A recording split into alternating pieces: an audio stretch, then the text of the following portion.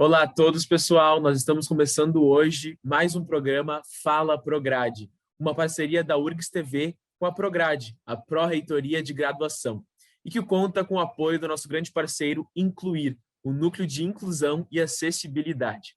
Bom, um dos principais objetivos desse programa é conversar sobre questões de interesse dos estudantes de graduação da universidade, tirar dúvidas, responder perguntas, debater sobre alguns problemas, apontar alguns caminhos. Por isso, a cada programa nós vamos começar sempre a partir de questões trazidas pelos estudantes. Bom, estão comigo hoje aqui a nossa convidada Letícia Estrel, diretora da Biblioteca Central da URGS. O nosso vice-pró-reitor de graduação, Leandro Reiser, e os nossos parceiros do Incluir, Celeste Ritt, Evelyn Barrufi e Patrícia Ughi.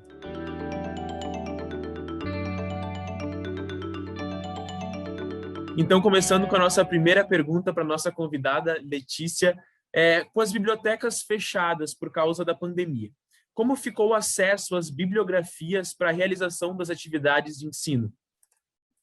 Olá, Júlio, bom dia. Agradeço o convite de falar para o Fala Prograde, professora Cíntia, professor Leandro, da Pró-Reitoria de Graduação.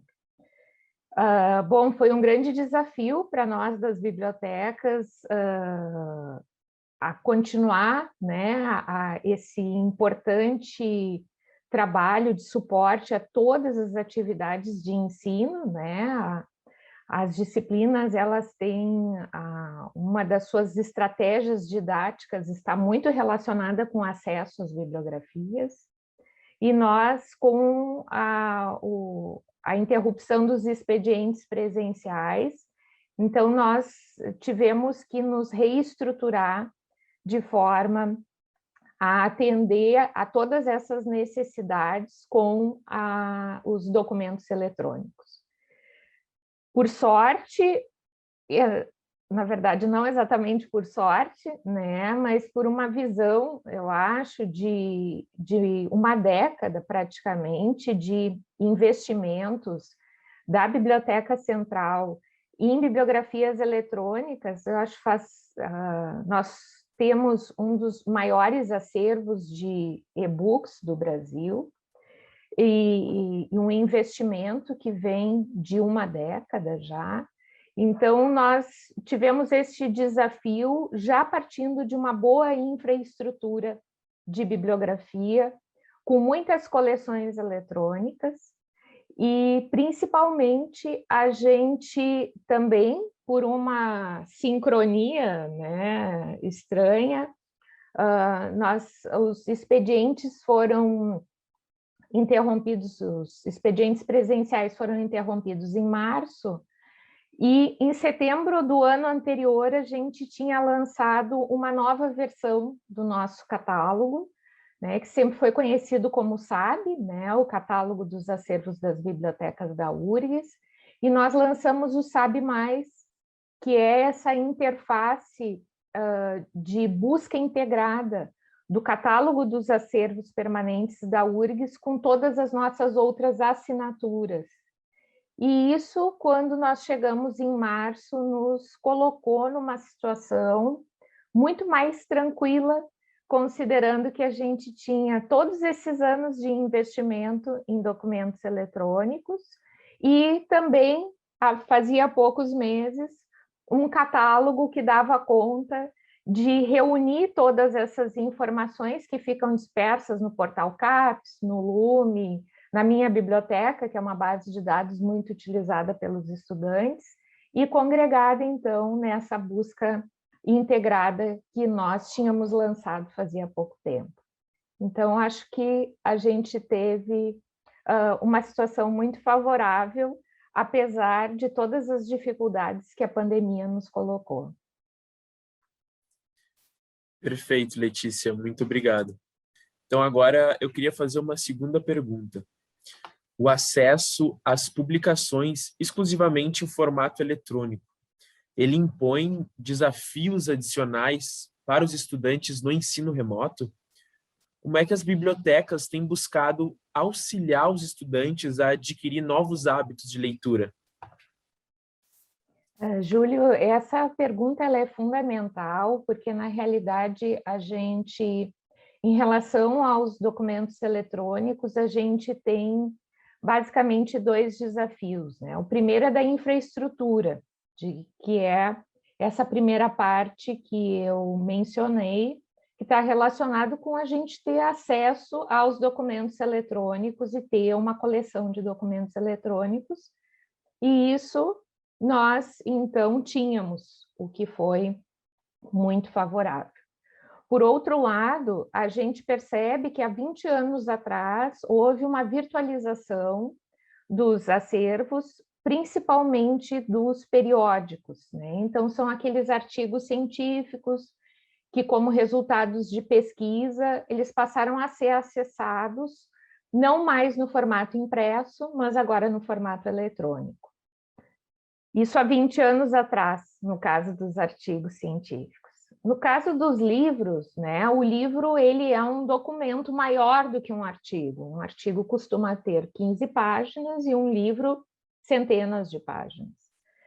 E é mais difícil tu ler centenas de páginas numa tela de computador, né? A gente tem alguns dispositivos, né, como o Kindle, que são dispositivos feitos para a leitura de livros. Então, eles não têm brilho, eles são fáceis, eles têm um tamanho de tela adequado e eles permitem que a gente leia com conforto. No caso do computador ou do celular já fica mais difícil, a gente às vezes fica sentado, brilho, né? Todas essas coisas. Então, existe uma adaptação, que quando a gente tem um documento que pode ser lido num Kindle ou num dispositivo, já é mais fácil, mas por outro lado exige um equipamento que nem todo mundo tem. Para além disso, uma das grandes dificuldades que a gente tem, e eu não sei se é o caso de vocês, né? Eu sou uma anotadora terrível de livros, né? Obviamente, os meus livros, jamais o livro da biblioteca. E quando a gente trabalha, então, com documentos eletrônicos, muitas vezes a gente faz uma anotação no Word, faz anotação no próprio PDF, e essas anotações elas ficam perdidas, né? Porque então a gente tem o documento eletrônico, a anotação não está muitas vezes no documento, e se a gente não utiliza uma única metodologia de anotação, as nossas anotações elas ficam então perdidas. Então nós trabalhamos dentro do Super 8, que é um projeto de extensão das bibliotecas da URGS, que trabalha toda essa questão da cultura da documentação digital, tanto da sua busca com bases de dados especializadas, mas também em relação às leituras e às anotações, então, centralizando num único lugar. O estudante tem a condição de, usando um gerenciador, que os gerenciadores que nós trabalhamos no Super 8 são o Zotero e o Mendeley, e eles, então, nos auxiliam a agrupar todas as anotações com a vantagem de terem um plugin que se instala nos editores de texto, e os estudantes, então, conseguem centralizar suas anotações no seu gerenciador de referências, que é bastante desafiador no caso dos documentos eletrônicos, e ainda conseguem citar e referenciar com o auxílio desse plugin de forma automática e de acordo com as terríveis normas, né, como a BNT e APA, que todo mundo morre de medo delas, porque é o ponto e a vírgula, e o gerenciador faz tudo isso automaticamente. Então, a gente tenta auxiliar. Se o Sabe Mais é uma grande infraestrutura para acesso aos documentos eletrônicos, o Super 8 é uma iniciativa de auxiliar os estudantes nessa cultura de leitura dos documentos digitais. Perfeito, Letícia, muito obrigado. E para fazer a nossa última pergunta, eu convido o nosso vice-pró-reitor de graduação, Leandro Reiser. Letícia, os períodos de crise são frequentemente fonte de inspiração para a inovação em diferentes setores de atuação. A pandemia inspirou o desenvolvimento de práticas inovadoras nas bibliotecas da URGS? Bom, professor, eu acho que todos nós, né, vivemos na universidade e fora da universidade esse momento de crise, em grande parte com muita tristeza, né? E, por outro lado, muitos de nós também tivemos que utilizar esse momento como uma oportunidade para fazer de uma forma diferente aquilo que nós precisamos fazer para continuar cumprindo nossa função. E eu acho que as bibliotecas tiveram essa oportunidade de crescimento neste período da pandemia, no sentido que nós já vínhamos observando, o Super 8 é, de uma certa forma, uma reinvenção das bibliotecas anterior à pandemia, considerando que a gente, na época impressa, eu vivia a época impressa, né, das bibliotecas, a gente tinha um pesquisador indo todos os dias na biblioteca, porque era ali que ele conseguia acessar a informação, e hoje ele consegue acessar do seu celular. Então, com essa ausência da necessidade inescapável, né, de ir à biblioteca, o Super 8 vai até as pessoas, né, vai até a sua comunidade para mostrar que existem muitos recursos e que ela não está na biblioteca, mas nós vamos até ela para mostrar. Com a pandemia, nós passamos a utilizar muito as redes sociais para tentar atingir também a nossa comunidade. A gente teve uma iniciativa muito ágil, assim, de colocar o Super 8 no formato EAD já na primeira semana de interrupção dos expedientes presenciais. Então, nós saímos da biblioteca no dia 16 de março e dia 23 de março. A primeira turma do Super 8 já foi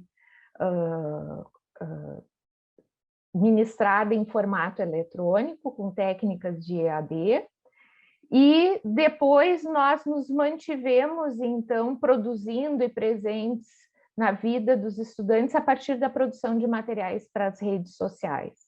Então, foi muito interessante para nós. A gente tem exercitado, né, a função educativa e buscado, a partir de vídeos, eu acho que, de uma certa forma, todos nós nos transformamos meio em youtubers, né?